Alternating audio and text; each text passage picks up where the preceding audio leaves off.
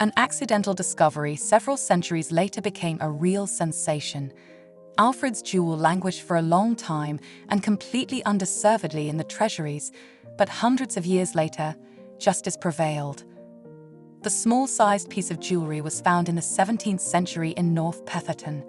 It was not in a carved casket, but in an ordinary field. For a quarter of a century, the Alfred Jewel was owned by Colonel Nathaniel Palmer and bequeathed to Oxford University. It is still housed in the Astel Museum of Art and is considered a most valuable piece. The relic could still dust in the collection for a long time. If one day scientists did not take a closer look at it, the piece is over 1,000 years old. It consists of an enamel insert in the form of a drop, which depicts a man, presumably Jesus Christ. The paler figure of the Savior is directed at the viewer. The face partially covers a mop of golden hair. In his hands we see some plants on long stems. The enamel plate in a gold frame lies on a substrate of noble metal and is covered with transparent quartz on top. Externally, the jewel resembles the head of a dragon, which narrows to the bottom. If you look closely in the corners of the mouth, discern small fangs. The fantastic creature seems to be guarding the person inside. On the reverse side, there is a plant ornament, and on the golden rim you can see letters from the Old English alphabet. The inscription reads, "Alfred commanded the making of me." This is probably referring to Alfred the Great, the ruler of those times. The king's name is also associated with the place where the jewelry was found. Alfred the Great ruled at a difficult time when the kingdoms were continuously attacked by Vikings.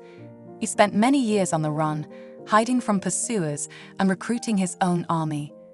Gradually, he moved from guerrilla warfare to full-fledged battles and almost always won.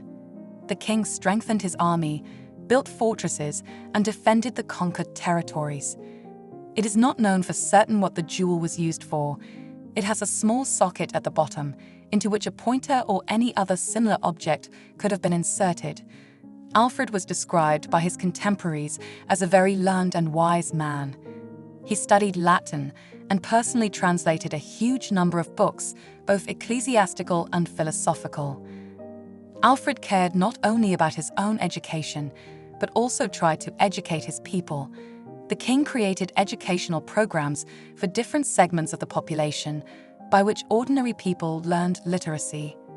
The ruler changed many laws, made justice understandable and fair. He helped the needy financially and regularly gave generous alms. The king carefully studied and translated the manuscripts of Pope Gregory I, and when he was finished, he sent the books in English to all the bishoprics of the country. Each of these copies was accompanied by a mysterious object called an Astel.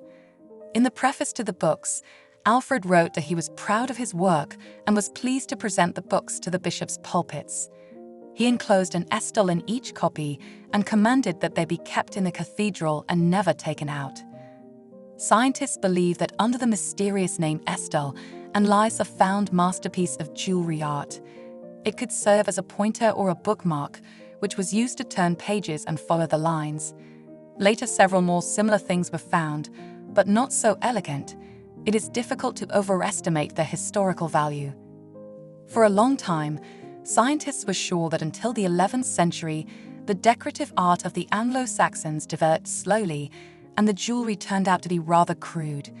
Alfred's Jewel fundamentally shattered these perceptions and forced a different view of history. Interestingly, Alfred's Jewel also inspired many modern authors. For example, the famous writer J.R.R. Tolkien worked for a long time at Oxford University as a professor of Anglo-Saxon. He drew some amulets of the heroes of The Lord of the Rings and The Hobbit from this very jewelry.